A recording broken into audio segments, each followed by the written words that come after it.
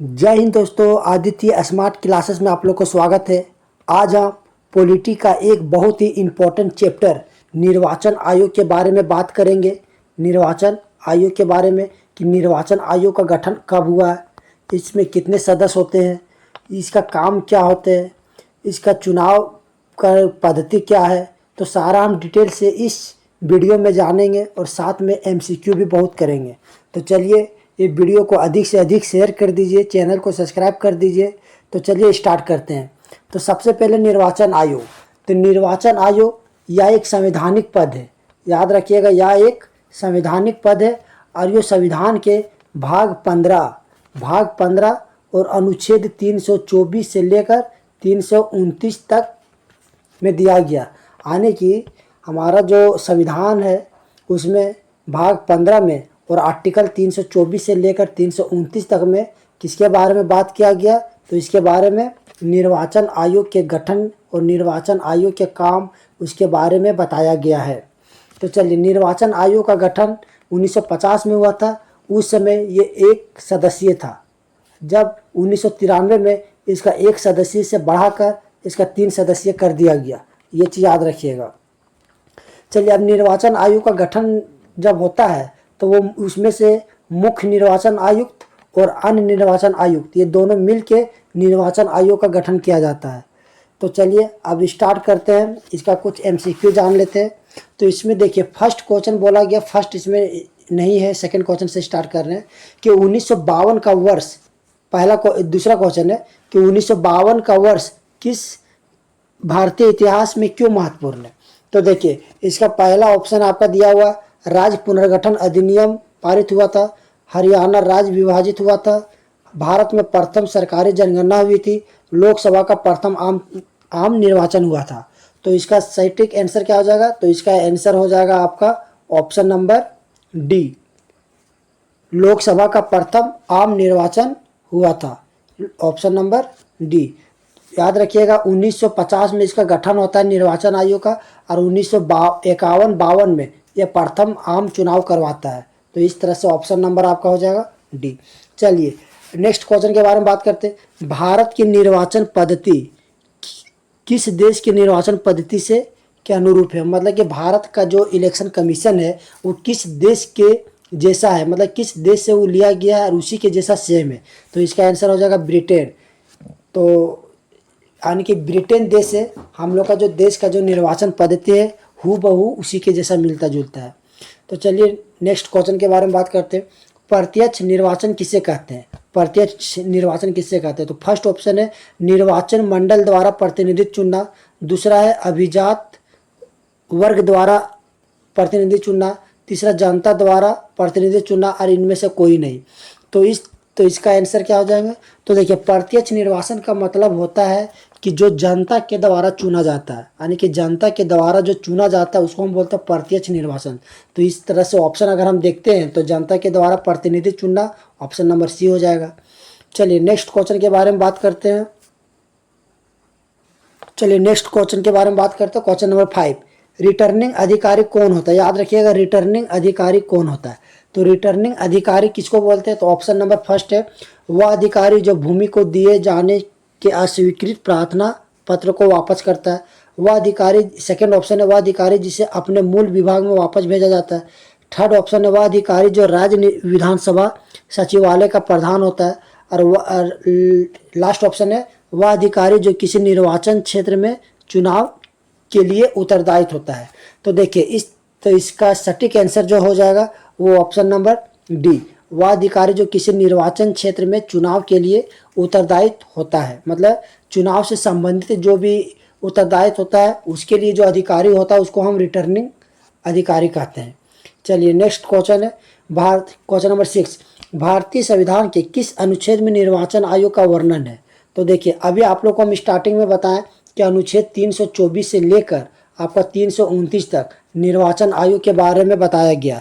तो इस तरह से ऑप्शन क्या हो जाएगा, तो ऑप्शन नंबर हो जाएगा आपका ऑप्शन नंबर बी 324। क्या कि देखिए बाकी 324 और 329 के बीच में कहीं नहीं है। फर्स्ट आपका 286, सेकंड 324, थर्ड आपका 356 और डी नंबर है आपका 382। तो इस तरह से ऑप्शन नंबर आपका बी हो जाएगा। चलिए नेक्स्ट क्वेश्चन के बारे में क्वेश्चन नंबर 7 के बारे में बात करते हैं। भारत में निर्वाचन सूची तैयार करने की जिम्मेदारी किसकी है? यानी कि भारत में जो इलेक्शन जो चुनाव का जो लिस्ट होता है, जो वोट जो जिससे हम लोग वोट डालते हैं, तो वोटर लिस्ट जो तैयार करता है उसको वो कौन कर सकता है? तो पहला हो गया ऑप्शन निर्वाचन आयोग, सेकंड ऑप्शन निर्वाचन अधिकारी, थर्ड आपका संसद यानी कि पार्लियामेंट, और तीसरा आपका स्थानीय प्रशासन। तो इसका सटीक आंसर हो जाएगा आपका निर्वाचन आयोग यानी कि ऑप्शन नंबर ए। चलिए अब नेक्स्ट क्वेश्चन के बारे में बात करते हैं। क्वेश्चन नंबर 8, निर्वाचन आयोग सर्वोच्च न्यायालय एवं संघ लोक सेवा आयोग, नियंत्रक एवं महालेखा परीक्षक का कार्यालय जैसी संस्थाओं में कौन सा एक लक्षण समान होता है? जैसे देखिए, इलेक्शन कमीशन जो आपका निर्वाचन आयोग है, जो आपका सर्वोच्च न्यायालय है, जो आपका यूपीएससी है, नियंत्रण एवं महालेखा परीक्षक जो आपको जिसको बोलते केग है, तो ये सब जितने भी तरह का है वो उसमें से क्या कॉमन है? तो पहला आपका है क्या, वे परामर्शदात्री संस्था है, दूसरा वे संविधानेतर संस्था है, तीसरा वे विधानमंडलों द्वारा नियंत्रित होते हैं, और चौथा वे संवैधानिक संस्था है। तो इसमें याद रखिएगा कि ये जितना भी आप लोग का नाम देखे, निर्वाचन आयोग, चाहे सर्वोच्च न्यायालय, चाहे यूपीएससी हो गया, चाहे नियंत्रण महालेखा परीक्षा यानी कि के हो गया, तो ये सब संवैधानिक संस्था है। मतलब संविधान में ये सब सभी संस्था का वर्णित किया गया है आर्टिकल के तहत। तो चलिए अब नेक्स्ट क्वेश्चन के बारे में बात करते हैं। क्वेश्चन नंबर 9, निर्वाचन आयोग का चेयरमैन कौन होता है? तो निर्वाचन आयोग का चेयरमैन कौन होता है? तो फर्स्ट ऑप्शन दिया आपका राष्ट्रपति, सेकंड आपका है उपराष्ट्रपति, थर्ड आपका है प्रधानमंत्री, और चौथा आपका मुख्य निर्वाचन आयुक्त। तो देखिए, निर्वाचन आयोग मतलब इलेक्शन कमीशन का जो हेड होता है वो होता है कौन? तो ऑप्शन नंबर आपका सटीक आंसर हो जाएगा ऑप्शन नंबर डी। डी में आपका दिया हुआ मुख्य निर्वाचन आयुक्त। चलिए नेक्स्ट क्वेश्चन के बारे में बात करते हैं। क्वेश्चन नंबर 10, तो कह रहा है कि भारत के मुख्य चुनाव आयुक्त की नियुक्ति कौन करता है? यानी कि भारत के मुख्य चुनाव आयुक्त की नियुक्ति कौन करता है? तो नियुक्ति से संबंधित क्वेश्चन है। तो चलिए इसमें बात करते हैं कि इसका पहला ऑप्शन हो जाएगा संसद, दूसरा ऑप्शन हो जाएगा प्रधानमंत्री, तीसरा हो जाएगा राष्ट्रपति, और चौथा हो जाएगा उपराष्ट्रपति। तो इसका सटीक आंसर क्या हो जाएगा दोस्तों? तो इसका सटीक आंसर हो जाएंगे राष्ट्रपति। चलिए ये देखिए, राष्ट्रपति इसको नियुक्ति करता है, लेकिन अगर चाहे तो मुख्य चुनाव आयुक्त है वो राष्ट्रपति को अपना त्यागपत्र दे के हट सकता है, लेकिन राष्ट्रपति इसको हटा नहीं सकता। इसके लिए महाभियोग लाना पड़ेगा आपको संसद में। चलिए क्वेश्चन नंबर 10 हो गया। 11 के बारे में बात करते हैं कि निर्वाचन आयोग का प्रमुख कौन होता है? तो निर्वाचन आयोग का प्रमुख कौन होगा? तो देखिए, फर्स्ट ऑप्शन है राष्ट्रपति, सेकेंड है आपका उपराष्ट्रपति, थर्ड है आपका प्रधानमंत्री, और चौथा आपका है मुख्य निर्वाचन आयुक्त। तो इस तरह का, तो इसका आंसर क्या हो जाएगा दोस्तों? तो इसका आंसर हो जाएगा मुख्य निर्वाचन आयुक्त, यानी कि इलेक्शन कमीशन का जो हेड होता है वो मुख्य निर्वाचन आयुक्त होते हैं। चलिए अब नेक्स्ट क्वेश्चन के बारे में बात करते हैं। क्वेश्चन नंबर 12, इसमें कह रहा है परिसीमन आयोग का अध्यक्ष कौन होता है? परिसीमन आयोग का अध्यक्ष कौन होता है? तो इसका फर्स्ट ऑप्शन दिया हुआ राष्ट्रपति, सेकेंड है आपका गृह मंत्री, थर्ड आपका मुख्य चुनाव आयुक्त, और चौथा है प्रधानमंत्री। तो इसका आंसर क्या हो जाएंगे? तो इसका आंसर हो जाएगा आपका सी, ऑप्शन नंबर सी, मुख्य चुनाव आयुक्त। चलिए नेक्स्ट क्वेश्चन के बारे में बात करते हैं। नेक्स्ट क्वेश्चन आपका कि संसद द्वारा मुख्य निर्वाचन आयुक्त तथा अन्य निर्वाचन आयुक्त की सेवा शर्तें के संबंधित अधिनियम का पारित किया गया। तो इसका देखिए मतलब कह रहा है कि मुख्य निर्वाचन आयुक्त और उसके सहयोगी जो होते हैं अन्य निर्वाचन आयुक्त का सेवा क्या होना चाहिए, शर्तें क्या होगा, क्या कंडीशन रहेंगे, उसका काम क्या होगा, और जो भी उसको क्या क्या लाभ दिया जाएगा मतलब अपना कार्यकाल के दौरान। तो ये जो अधिनियम बना वो कब बना? तो फर्स्ट है 1990, सेकेंड है आपका 1991, थर्ड है आपका 1992, और आपका फोर्थ है 1994। तो इसका जो सटीक आंसर हो जाएगा वो हो जाएगा आपका ऑप्शन नंबर डी, 1994। चलिए नेक्स्ट क्वेश्चन के बारे में बात करते हैं। क्वेश्चन नंबर 14, संविधान लागू होने के बाद राष्ट्रपति ने पहली बार कब दो व्यक्तियों के मुख्य निर्वाचन आयुक्त की सहायता के लिए निर्वाचन आयुक्त के पदों पर नियुक्त किया? मतलब कि निर्वाचन आयुक्त की सहायता के लिए जो उसमें चाहिए व्यक्तियों की मदद, तो वो दो अन्य व्यक्ति को नियुक्त किया। तो ये कब किया था? तो 1986 में, 1987 में, 1988 में और 1989 में। तो इसका सटीक आंसर हो जाएगा 1989 में। चलिए नेक्स्ट क्वेश्चन के बारे में बात करते हैं, क्वेश्चन नंबर 15। इसमें कह रहा है कि निर्वाचन आयोग की सहायता के लिए लोकसभा या राज्य विधानमंडल के साधारण निर्वाचन के पहले प्रादेशिक निर्वाचन आयुक्त की नियुक्ति करने का अधिकार किसके पास है। देखिए आने के आपको सीधा समझिए कि निर्वाचन आयोग में जो आपका ये जो आपका राज्य विधानमंडल हो गया, साधारण निर्वाचन के पहले प्रादेशिक निर्वाचन आयुक्त की नियुक्ति कौन करता है। सिंपल में समझिए, देखिए यहाँ से निर्वाचन आयुक्त की नियुक्ति करने का अधिकार किसके पास है। तो पहला ऑप्शन है आपका राष्ट्रपति, सेकेंड आपका है संसद, सी आपका है मुख्य निर्वाचन आयुक्त और डी आपका राज्यपाल। तो इसका सटीक आंसर हो जाएगा ऑप्शन नंबर सी, मुख्य निर्वाचन आयुक्त। अब नेक्स्ट क्वेश्चन के देखिए, क्वेश्चन नंबर 16 में बोला गया निम्नलिखित में से कौन मतदाता सूची को उत्तम बनाकर तैयार करता है। यानी कि मतदाता सूची को कौन तैयार करता है। तो फर्स्ट ऑप्शन है प्रत्येक राज्य का विधानमंडल, दूसरा है गृह मंत्रालय, तीसरा है संसदीय सचिवालय और चौथा पर निर्वाचन आयोग। तो देखिए ये जो इसका आंसर हो जाएगा दोस्तों निर्वाचन आयोग। निर्वाचन आयोग का काम जो होता है वो बहुत प्रकार का काम होता है, जैसे हो गया चुनाव, जैसे मतदाता सूची तैयार करना हो गया, परिसीमन आयोग का गठन करना हो गया, आपका राष्ट्रपति हो गया, उपराष्ट्रपति हो गया, लोकसभा हो गया, विधानसभा हो गया, ये सब का चुनाव करवाना हो गया। साथ में जितना भी तरह का राजनीतिक दल है तो उसका चुनाव चिन्ह को आवंटन करवाना हो गया, और कौन सा उम्मीदवार इस मतलब कि चुनाव के दौरान कोई वैसा अवहेलना कर रहा है कानून का तो उसके विरुद्ध भी एक्शन लेना, ये सब आपका निर्वाचन आयोग का काम है। चलिए क्वेश्चन नंबर 17 के बारे में बात करते हैं कि भारत के विभिन्न राजनीतिक दलों को राष्ट्रीय क्षेत्रीय दल का दर्जा कौन देने का अधिकार किसके पास है। देखिए ये भी एक प्रकार का काम है।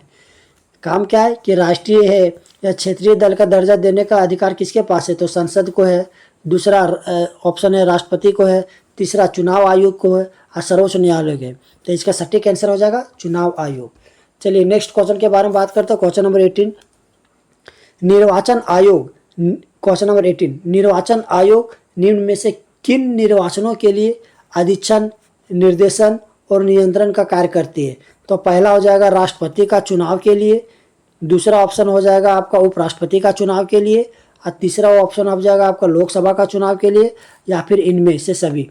तो देखिए इसमें से क्या होता है, राष्ट्रपति का चुनाव भी करवाता है निर्वाचन आयोग, उपराष्ट्रपति का भी चुनाव करवाता है और लोकसभा का भी चुनाव करवाता है। तो इसका मतलब ये हो जाएगा क्या चाहिए, इनमें से सभी। तो ऑप्शन नंबर आपका हो जाएगा सटीक डी नंबर। चलिए नेक्स्ट क्वेश्चन के बारे में बात करते हैं। तो क्वेश्चन नंबर आपका है 19। देखिए क्वेश्चन नंबर 19 में आपका बोला गया है कि क्वेश्चन नंबर 19 भारत के निर्वाचन आयोग के कार्य है, मतलब निर्वाचन आयोग के क्या कार्य है। तो देखिए फर्स्ट ऑप्शन में दिया गया आपका संसद एवं राज्य विधानमंडलों के सभी चुनाव कराना, दूसरा राष्ट्रपति और उपराष्ट्रपति के लिए चुनाव कराना, तीसरा किसी राज्य में स्वतंत्र एवं निष्पक्ष चुनाव के लिए अनुकूल दशा न होने पर राष्ट्रपति शासन लगाए जाने की अनुस्तुति करना, निर्वाचन सूचियां तैयार करने के कार्य का निरीक्षण, निर्देशन एवं नियंत्रण। आने की देखिए अगर बात करेंगे चुनाव आयोग का कार्य के बारे में तो आप लोग को हम पहले भी बताएं कि संसद जैसे लोकसभा हो गया, राज्यसभा हो गया, राज्य विधानमंडल हो गया, राष्ट्रपति हो गया, उपराष्ट्रपति हो गया, ये सब का चुनाव कराता है। साथ में निर्वाचन सूची तैयार करना, मतलब कि मतदाता सूची जो तैयार होता है, सो इलेक्शन कहाँ होगा, कब होगा, कितने फेज में होगा, तो ये सब जो होता है वो सब काम होता है निर्वाचन आयोग का। तो इसमें से देखिए, तो इसमें से आपका ऑप्शन नंबर 3 छोड़ के बाकी सभी हो जाएगा, यानी कि ऑप्शन नंबर 1, 2 और 4। तो ये आपका हो जाएगा सटीक आंसर। काकि देखिए ऑप्शन 3 में क्या दिया है कि चुनाव के लिए अनुकूल दशा ना होने पर राष्ट्रपति शासन लगाए जाने। तो राष्ट्रपति शासन वो तो राज्यपाल से संबंधित है। राज्यपाल अगर राष्ट्रपति को ये बात बोले कि यहाँ पर शासन चलाने में विफल हो गया है जिसके वजह से राष्ट्रपति शासन लगाया जाए, तो वो तो निर्वाचन आयोग अलग चीज़ हो गया, राष्ट्रपति शासन और राज्यपाल वो तो अलग चीज़ हो गया। चलिए नेक्स्ट क्वेश्चन के बारे में बात करते हैं, क्वेश्चन नंबर 20। उपचुनाव कराया जाता है, तो उपचुनाव कब कराया जाता है। फर्स्ट ऑप्शन है 2 वर्ष बाद, 3 वर्ष बाद, 5 वर्ष बाद और कभी भी। तो देखिए उपचुनाव क्या चीज़ होता है कि मान लीजिए चुनाव अगर मान लीजिए 5 साल का इलेक्शन कोई भी कैंडिडेट जीतता है किसी भी क्षेत्र से, तो मान लीजिए वो जीता 5 साल के लिए, लेकिन 5 साल वो अपना कार्यकाल पूरा नहीं कर पाया, किसी कारण से भंग हो गया, या फिर मान लीजिए उस कैंडिडेट का मृत्यु हो गया, तो वहाँ पर तो क्या होगा, वो तो खाली हो जाएगा। तो उसके लिए क्या करता है, चुनाव कराया जाता है। तो उसके लिए कोई फिक्स नहीं, वो कभी भी चुनाव हो सकता है। तो याद रखिएगा, उपचुनाव कब कराया जाता है, तो कभी भी। Option number D. चलिए नेक्स्ट क्वेश्चन के बारे में बात करते। क्वेश्चन नंबर आपका 21 में देखिए बोला गया क्या चीज, मध्यावधि चुनाव कब कराया जाता है। क्वेश्चन नंबर 21 में बोला गया मध्यावधि चुनाव कब कराया जाता है। तो पहला ऑप्शन है कि समय के पूर्ण होने से पहले ही, जब लोकसभा भंग हो जाए। दूसरा, जब कोई निश्चित सदस्य अपना पद त्याग देता है। मतदाता के समय जब कोई अंतर ना हो। जब कभी मंत्रीगण किसी पार्टी से अपना त्यागपत्र देता हो। तो देखिए आपको बताते हैं कि मध्यावधि कहने का मतलब ये हो गया कि जब लोकसभा चल रहा है, और लोकसभा क्या होता है, समय से पहले अगर भंग हो गया हो, ठीक है, समय पूर्ण होने से पहले, अगर मान लीजिए 5 साल का लोकसभा का कार्यकाल है और 5 साल से पहले अगर वो भंग हो जाता है, तो इस कंडीशन में वो जो चुनाव कराया जाएगा उसको बोलते हैं मध्यावधि चुनाव। तो इसका ऑप्शन नंबर हो जाएगा ए। चलिए नेक्स्ट क्वेश्चन के बारे में बात करते हैं। Question number 22। तो इसमें बोला गया है कि भारत में प्रथम आम चुनाव किस वर्ष किए गए थे।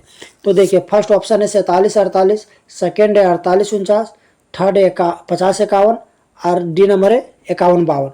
तो देखिए आप लोग को हम बताए थे कि चुनाव आयोग का गठन 1950 में होता है, और जो फर्स्ट आम चुनाव होता है वो कब होता है, 1952 में, यानी कि 51-52 में। तो इस तरह से अगर ऑप्शन हम देखें तो इस तरह से ऑप्शन नंबर डी हो जाएगा। चलिए नेक्स्ट क्वेश्चन के बारे में बात करते हैं। क्वेश्चन नंबर 23 कि भारतीय निर्वाचन आयोग ने वर्ष 2010 में अपनी कौन सी जयंती मनाई। यानी कि 2010 में निर्वाचन आयोग कौन सा जयंती मनाई। तो फर्स्ट ऑप्शन है रजत जयंती, सेकेंड है आपका स्वर्ण जयंती, थर्ड है आपका हीरक जयंती, और डी है आपका अमृत जयंती।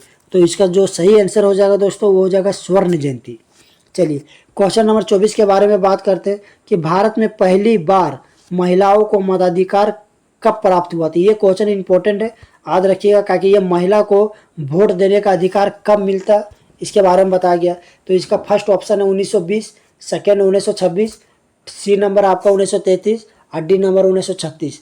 तो इसका जो सही आंसर हो जाएगा वो हो जाएगा ऑप्शन नंबर बी 1926। यानी कि 1926 में महिलाओं को पहली बार वोट देने का अधिकार मिला, वो भी भारत में। चलिए नेक्स्ट क्वेश्चन के बारे में बात करते हैं। क्वेश्चन नंबर आपका है 25। चलिए 25 में बोला गया कि पार्लियामेंट द्वारा दिसंबर 1989 में निर्मित कानून के अनुसार एक नागरिक के वयस्क होने की कानूनी आयु क्या है। कानूनी आयु क्या है, आने की जब हम मतलब कि वोट देते हैं तो पहले कितना देने का समय था, 21 वर्ष, और 21 वर्ष ये घटा के कितना कर दिया, 18 वर्ष। तो ये कब किया गया, तो याद रखिएगा ये 61वां संविधान संशोधन में किया गया। 61वां संविधान संशोधन कब, 1989 में। यानी कि 61वां संविधान संशोधन 1989 में 21 वर्ष से घटाकर 18 वर्ष कर दिया गया वोट देने का अधिकार। तो इसका आंसर हो जाएगा ऑप्शन नंबर डी। चलिए नेक्स्ट क्वेश्चन के बारे में बात करते हैं। क्वेश्चन नंबर 26, भारत में मतदान की आयु सीमा को 21 वर्ष से घटाकर 18 वर्ष कब किया गया। तो 21 वर्ष से घटाकर 18 वर्ष कब किया गया। तो अभी आप लोग को हम बताएं कि 61वां संविधान संशोधन 1989 में 21 वर्ष से घटाकर आपका 18 वर्ष कर दिया गया। तो इस तरह से ऑप्शन हो जाएगा ऑप्शन नंबर बी। देखिए आपका 98 भी दिया हुआ है, 1990 भी दिया हुआ है, 1991 भी दिया है। तो इस तरह से आप लोग ध्यान रखिएगा ऑप्शन में भी। क्वेश्चन नंबर 27 में देखिए, इसमें कह रहा मत देने का अधिकार किस आयु पर मिलता है। तो देखिए अभी आप लोग का ये क्वेश्चन तुरंत बताया। तो फर्स्ट ऑप्शन है 18 वर्ष, सेकेंड ऑप्शन है 21 वर्ष, थर्ड ऑप्शन है 25 वर्ष, और लास्ट ऑप्शन है आपका 30 वर्ष। तो इसका आंसर हो जाएगा क्या दोस्तों, 18 वर्ष। यानी कि 18 वर्ष में वोट देने का अधिकार हो जाता है। जिसका उम्र 18 साल हो गया वो वोट देने के लायक हो गए। चलिए अब नेक्स्ट क्वेश्चन के बारे में बात करते हैं 28। भारत का प्रथम मुख्य चुनाव आयुक्त कौन था। यानी कि भारत का प्रथम मुख्य चुनाव आयुक्त कौन था? तो पहला ऑप्शन है जीजी मावलंकर, बी नंबर में टी स्वामीनाथन, सी नंबर है केवी के सुंदरम और डी नंबर है सुकुमार सेन। तो इसका जो सटीक आंसर जो हो जाएगा वो हो जाएगा आपका ऑप्शन नंबर डी, यानी कि सुकुमार सेन। और अभी जो वर्तमान में जो भारत का मुख्य चुनाव आयुक्त है वो है राजीव रंजन। तो चलिए अब नेक्स्ट क्वेश्चन के बारे में बात करते हैं। क्वेश्चन नंबर आपका है 29। देखिए 29 में बोला गया है कि चुनाव के समय किसी चुनाव क्षेत्र में चुनाव प्रचार कब बंद करना होता है। यानी कि देखिए कहने का मतलब है कि जब आचार संहिता लग जाता है तो जानते हैं कि सरकारी काम वगैरह नहीं होता है, लेकिन आपका इलेक्शन से संबंधित जो भी काम होता है वो तो प्रक्रिया चालू हो जाता है। तो जो भी उम्मीदवार खड़े होते हैं तो अपने चुनाव चिन्ह का प्रचार करने के लिए प्रचार करते हैं, लेकिन जब आपका इलेक्शन जिस दिन होगा उस दिन से आप लोग का 48 घंटा पहले आपका प्रचार बंद करना पड़ेगा। यानी कि वही क्वेश्चन में बोला गया है कि चुनाव के किस मतलब चुनाव के समय किसी चुनाव क्षेत्र में चुनाव प्रचार कब बंद करना चाहिए। तो 24 घंटा पहले, 24 घंटा पहले मतलब मतदान प्रारंभ होने से 48 घंटा पहले, मतदान समाप्त होने से 48 घंटा पहले। तो इसका ऑप्शन हो जाएगा ऑप्शन नंबर डी, मतदान समाप्त होने से 48 घंटा पहले। याद रखिएगा ऑप्शन नंबर डी। चलिए अब नेक्स्ट क्वेश्चन के बारे में बात करते हैं। Question number 30। इसमें बोला गया है कि एक व्यक्ति एक से अधिक निर्वाचन क्षेत्रों में चुनाव नहीं लड़ सकता है, दो से अधिक निर्वाचन क्षेत्रों में चुनाव नहीं लड़ सकता है, 3 से अधिक निर्वाचन क्षेत्रों में चुनाव नहीं लड़ सकता, और अगला है 4 से अधिक निर्वाचन क्षेत्रों में चुनाव नहीं लड़ सकता। तो देखिए इस तरह का एक व्यक्ति जब कोई भी कैंडिडेट कहीं से भी निर्वाचन होता है तो वो 2 जगह से इलेक्शन वो लड़ सकता है। यानी कि 2 जगह से वो अधिक नहीं, मतलब एक ही उम्मीदवार 2 जगह से आप मतलब इलेक्शन लड़ सकते हैं। तो इसका आंसर क्या हो जाएगा ऑप्शन नंबर बी, 2 से अधिक निर्वाचन क्षेत्रों से चुनाव नहीं लड़ सकता, मतलब 2 जगह से लड़ सकता है लेकिन 2 से अधिक नहीं हो सकता। चलिए क्वेश्चन नंबर 31 में बोला गया किसी निर्वाचन के दौरान किसी राजनीतिक दल के उम्मीदवार की मृत्यु हो जाने की स्थिति में कितने दिनों के अंदर दूसरा प्रत्याशी खड़ा हो जाना चाहिए। देखिए ये आपका बोला गया कितने दिनों के अंदर दूसरा प्रत्याशी खड़ा करना पड़ता है। तो ऑप्शन नंबर हो गया 15 दिन, बी हो गया 10 दिन, सी हो गया आपका 7 दिन और डी हो गया आपका 30 दिन। तो इसका जो सही आंसर है वो ऑप्शन नंबर सी, यानी कि कोई भी उम्मीदवार अगर खड़ा है और उसका अगर कहीं मृत्यु हो जाता है तो 7 दिन के अंदर उसको दूसरा प्रत्याशी खड़ा करना पड़ता है। तो ऑप्शन नंबर ये सी। चलिए क्वेश्चन नंबर 32 के बारे में बात करते हैं। तो क्वेश्चन नंबर 32 में बोला गया है, ये आपका कथन और कारण वाला क्वेश्चन है। तो चलिए देखते हैं। कथन में बोला गया क्या चीज़, मुख्य चुनाव आयुक्त को संवैधानिक प्रस्तावों के बिना नहीं हटाया जा सकता है। दूसरा आपका कारण दिया गया मुख्य चुनाव आयुक्त एक संवैधानिक व्यक्ति है। तो देखिए सबसे पहले जो मुख्य चुनाव आयुक्त है ये संवैधानिक प्रस्ताव के बिना नहीं हटाया जाता, यानी कि ये एक संवैधानिक पद है। और जब संवैधानिक पद है तो इसको हटाने का प्रक्रिया, नियुक्ति करने का प्रक्रिया संविधान में जो वर्णित किया गया उसी के तहत होता है। तो हम लोग संवैधानिक प्रस्तावों के बिना इसे नहीं हटाया जा सकता, ये बिल्कुल सही बोल रहा है।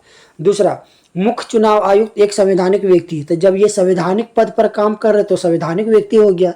तो इस तरह से ऑप्शन ए और बी दोनों सही है, और ए और आर मतलब आर ए की सही व्याख्या कर रहा है। तो ऑप्शन नंबर हो जाएगा ए। चलिए नेक्स्ट क्वेश्चन के बारे में बात करते हैं। Question number 33।